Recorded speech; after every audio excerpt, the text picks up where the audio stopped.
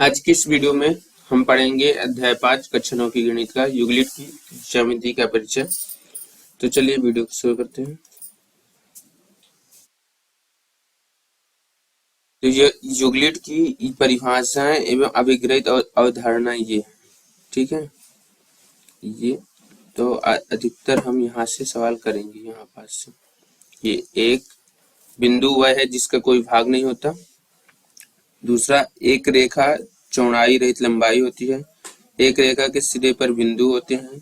एक सीधी रेखा ऐसी है जो स्वयं पर बिंदुओं के साथ सपाट रूप में स्थित होती है। ये वाले जो साथ है ना, इनको एक बार रीड कर लेना ताकि ऑब्जेक्टिव मैथ बन जाए, ठीक है। ये वाले साथ है ना, 1 2 3 4 5 6 7, इनको रीड कर लेना। फिर ये वाले हो गए। ये देखो, ये वाले भी थोड़ा सूत्र के लिए हो जाएंगे कि वे वस्तुएं जो एक ही वस्तु के बराबर हो दूसरे के बराबर होंगी। मतलब कि वे वस्तुएं जो एक ही वस्तु के बराबर हो वो एक दूसरे के बराबर होंगी। मतलब कि अगर ए जो है बी के बराबर है, ठीक है, और बी जो है ए जो है वो सी के बराबर है, तो बी जो है वो सी के बराबर होगा, तो बी बराबर सी होगा। यदि बराबरों को बराबर में जोड़ा जाए तो पूर्ण भी बराबर होते हैं। तो ये वाले सूत्र थोड़ा एक बार इनको भी पढ़ लेना क्योंकि ये वाले सूत्र काम के आएंगे, ठीक है। तो यदि देखो, यदि बराबरों को बराबर में से घटाया जाए तो शेषफल भी बराबर होंगे। यानी कि अगर a बराबर a b है तो इसमें अगर हम a प्लस a बराबर b प्लस b जोड़ देंगे तो ये दोनों भी बराबर होंगे। अगर हम इसमें a माइनस a बराबर b माइनस b जोड़ देंगे, घटा देंगे, तो ये दोनों बराबर होंगे। यहाँ लिखा है, देखो, एक बिंदु से एक अन्य बिंदु तक सीधी रेखा खींची जा सकती है। ये क्वेश्चन, यहाँ से क्वेश्चन शुरू होता है।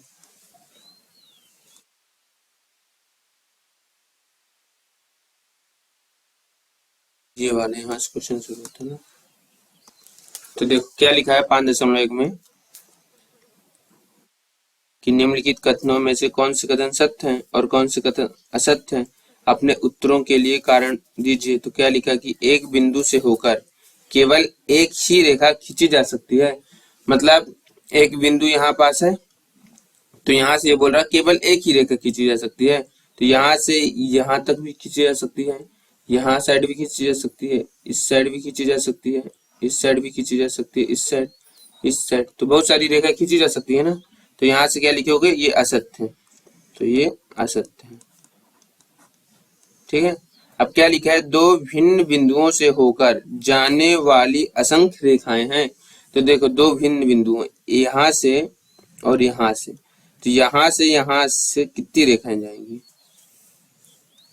सिर्फ दो ही रेखाएं जाएंगी, एक ही रेखा जाएगी क्योंकि इन दोनों को मिलाएगी केवल एक रेखा।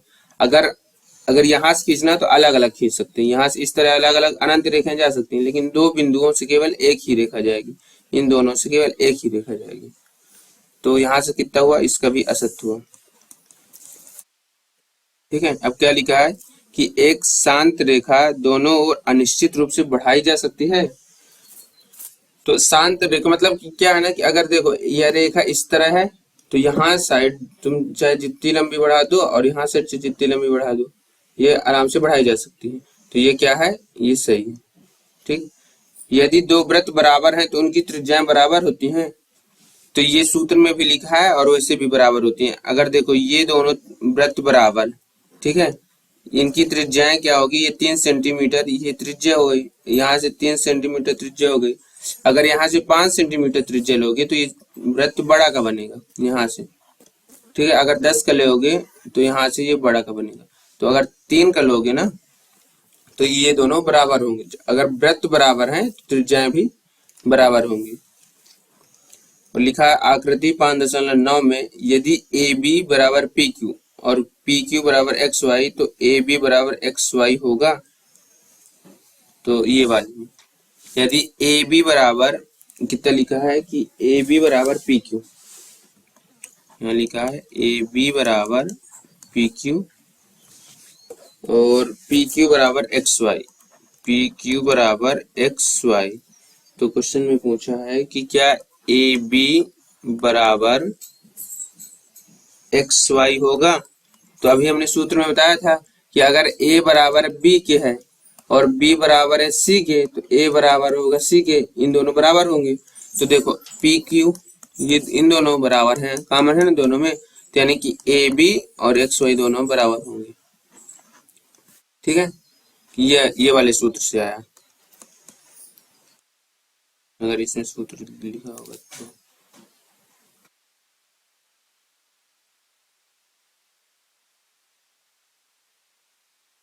ये लिखा है, वे वस्तुएं जो एक ही वस्तु के बराबर हों एक दूसरे के बराबर होती हैं, ये वाले सूत्र से आया वो वाला क्वेश्चन। ठीक है, तो समझ में आ रहा है कि इससे बैठी।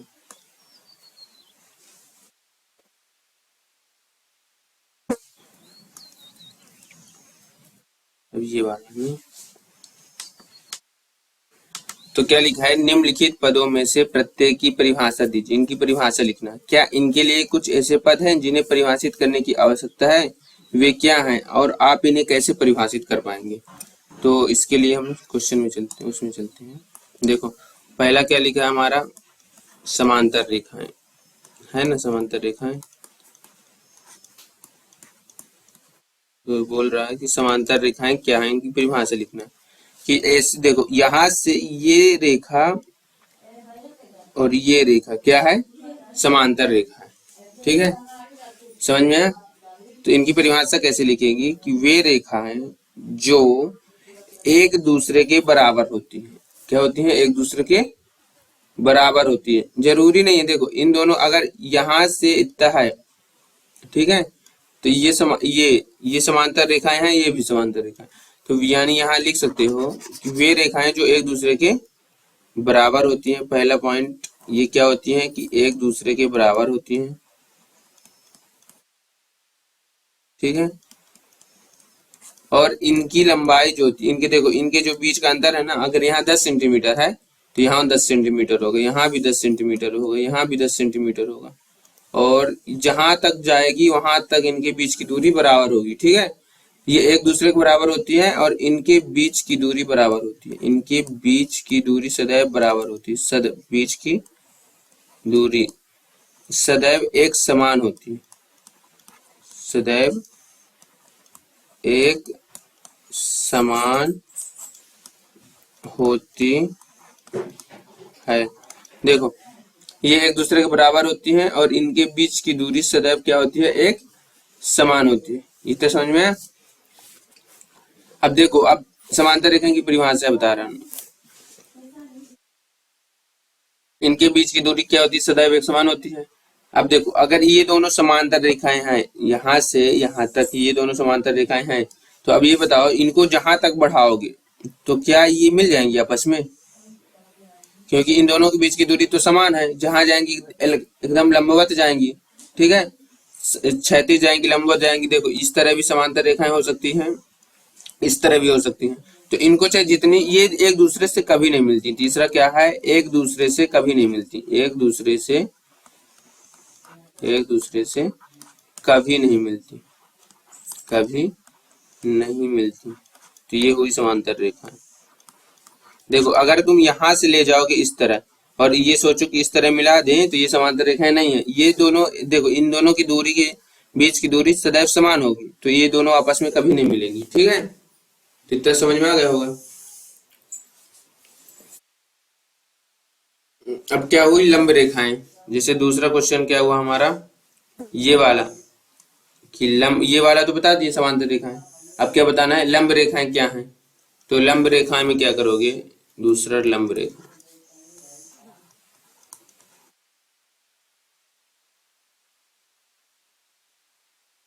लंब रेखाएं इस तरह होती हैं। देखो ये एक सीधी रेखा होती है और इसके ऊपर ये 90 डिग्री का कोण बनता है, ये हुई लंब, उल्टा टी जिसे कहते हैं। ठीक है, तो ये इस तरह भी हो सकता है। तो यानी कि ये देखो ए हुआ और ये हमारा बी हुआ, ये हुआ पी हुआ और यहाँ पास हुआ क्यू हुआ, और इसको देना तो आर दे दो। तो ये जो है पी क्यू जो है इस पर लंब है। ठीक है, मतलब अगर लंब का चित्र बनाना है तो तुमको इस तरह करके इस तरह बना देना। तो इसको ए लिख देना है, इसको बी लिख देना है, और इसको पी लिख देना है, और इसको क्यू लिख देना। तो यानी कि जो पी क्यू लंब है किस पर, ए बी पर, ए बी पर। ठीक है, पी क्यू जो है ये वाला पी क्यू इस पर लंब है ए बी पर। तो लंब रेखाएं क्या होती हैं, तो लंब रेखाएं वे रेखाएं होती हैं जिस रेखा पर होती हैं, देखो ए बी रेखा पर है ना, तो क्या होती है कि ए बी को दो समान भागों में बांट देती है। जो ए बी है ना, इसको क्या करते हैं कि दो समान भागों में बांट देती है। मतलब कि अगर यहाँ 5 सेंटीमीटर है तो यहाँ 5 सेंटीमीटर हो गया, अगर यहाँ 50 सेंटीमीटर है तो यहाँ 50 सेंटीमीटर हो गया। यानी इन दोनों को क्या करें, समान भाग में बांट दी। और और जहां पास ये मिलती हैं या फिर जहां पास इस रेखा को काटते हैं वहां किस कौन सी डिग्री कोण बनता है, 90 डिग्री कोण बनता है। तो ये हमेशा 90 डिग्री कोण बनाती है। ठीक है, तो पहला इसमें क्या गुण है कि ये क्या हुई, ये रेखा हुई, और ये क्या हुई, लंब रेखा हुई। देखो पी क्यू लंब रेखा है और ए बी साधारण रेखा है। तो ये पी क्यू जहां पास लंब रेखाएं जहां पास प्रतिच्छेद करती हैं वहां 90 डिग्री कोण बनाती हैं। तो यहाँ पास लिख दो कि जहां प्रतिच्छेद करती हैं, जहां प्रतिच्छेद करती हैं वहां 90 डिग्री कोण बनता है, 90 डिग्री का कोण बनता है, कोण बनता है। इतना समझ में आया। और फिर दूसरा, फिर ये इसको दो भागों में बांट देती है, यहां से लेकर यहां तक इसको दो भागों में बांट देती है। तो यानी कि रेखा को दो भागों में बांट देती है, रेखा को जिस पर लंब होती है उसे दो भागों में बांट देती है। ये इसको लिख सकते हैं कि जिस पर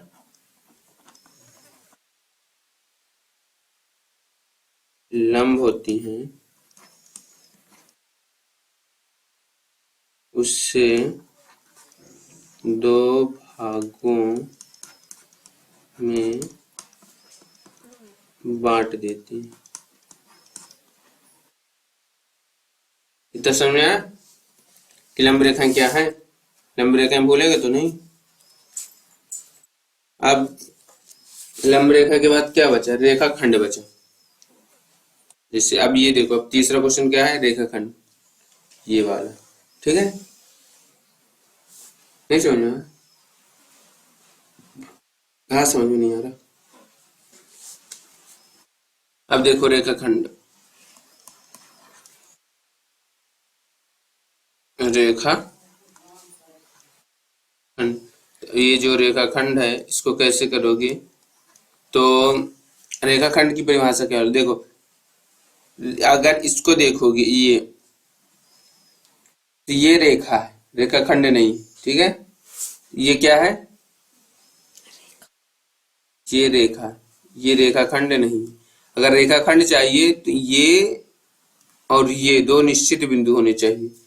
तो दो निश्चित बिंदुओं से जाने वाली रेखा रेखा खंड कहलाती है। यानी कि ये ए हुआ और ये बी हुआ, तो यहाँ से यहाँ तक ये रेखा खंड हुआ। अगर तुम इसको बोलोगे कि ए से यहाँ तक जाती है तो ये रेखा खंड नहीं है। ठीक है, ये रेखा है केवल, ये रेखा है केवल, क्योंकि एक निश्चित बिंदु यहाँ पास है और इसमें निश्चित बिंदु नहीं है। देखो अगर अगर सीधी रेखा है तो इसको जहां तक चाहो वहां तक बढ़ा सकते हो। ठीक है, जहां तक चाहो वहां तक बढ़ा सकते हो, जहां तक चाहो वहां से शुरू कर सकते हो। लेकिन अगर रेखा खंड हो गई तो यहाँ से ए से शुरू होगी और बी पर ही खत्म होगी। यानी कि बी के ऊपर यहाँ नहीं बढ़ा सकते हो और यहाँ ए के बाद नहीं बढ़ा सकते। मतलब जहां से शुरू होगी तो वहीं से शुरू होगी और जहां शुरू ना होगी तो वहां से शुरू ना होगी। यानी ए से बी तक ही जाएगी। ये हुई रेखाखंड। ठीक है, तो रेखाखंड को क्या है, इसका सूत्र क्या है, अगर लिखना चाहो तो लिख सकते हो कि ये दो निश्चित बिंदुओं से होकर जाती है, दो निश्चित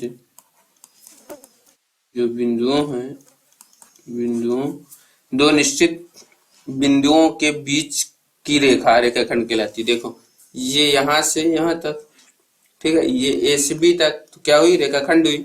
तो दो निश्चित बिंदुओं के बीच से होकर जाती है।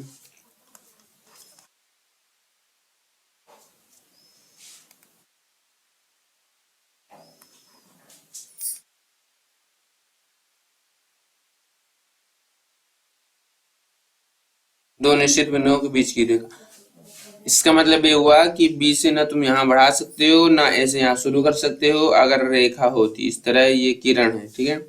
यानी इसमें क्या है कि तुम यहाँ से क्या करोगे, यहाँ से निश्चित है कि यहाँ से शुरू करोगे, यहाँ यहाँ कोई मतलब नहीं है, लेकिन यहाँ चाहे जहां तक चाहे वहां तक बढ़ा सकते हो इसको, इसका नाम ये है, ठीक है। लेकिन इसकी अगर बात करें रेखाखंड की, तो रेखाखंड निश्चित होता है और जो रेखा होती है तो वो निश्चित नहीं होती, उसको जहां से चाहे वहां तक बढ़ा सकते हो।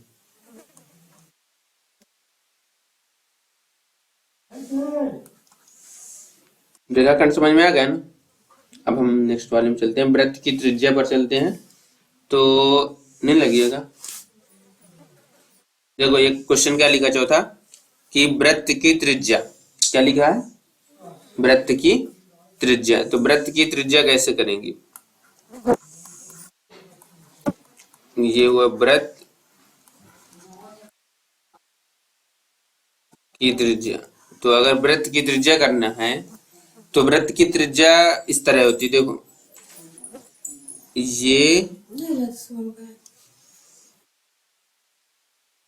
ये वृत्त हुआ, ये अभी वृत्त नहीं है क्योंकि ये सिर्फ गोला है, ठीक है। अगर इसमें एक निश्चित त्रिज्या आ जाए तो यहां से वृत्त के केंद्र से, ये वृत्त का केंद्र हुआ बीच वाला, ठीक है, इसको क्या कहेंगे ये बताओ, केंद्र कहेंगे। और ये जो है ये, इसको क्या कहेंगे, परिधि कहेंगे, ठीक है। तो ये केंद्र है और ये क्या है, परिधि।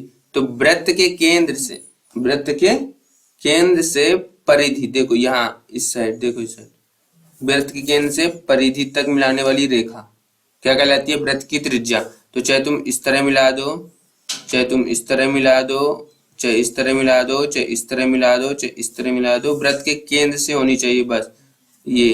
तो ये क्या कहलाए, सब समान होगी। अगर यहाँ 3 सेंटीमीटर है तो यहाँ 3, यहाँ 3, यहाँ 3 बराबर होगी। अगर यहाँ 4 तो यहाँ 4, यहाँ 4। तो देखो ये वृत्त का केंद्र है और ये परिधि है, तो वृत्त के केंद्र से परिधि तक अगर मिलाओगे तो वो रेखा क्या कहलाएगी, वृत्त की त्रिज्या।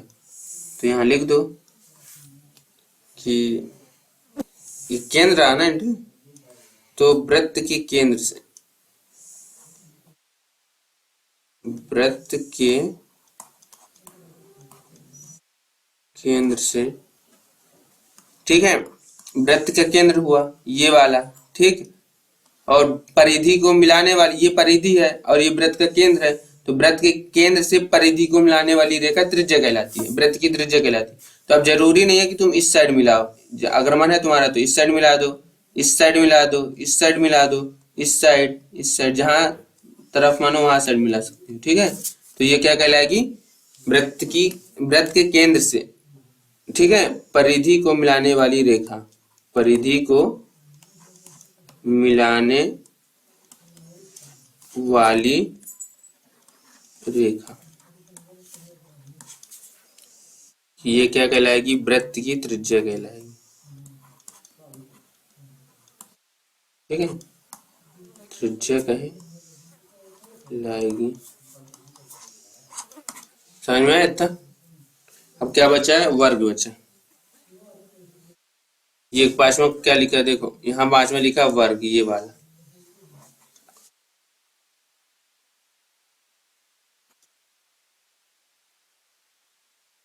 अब देखो वर्ग किसे कहते हैं, पहले ये बताओ, वर्ग पता है।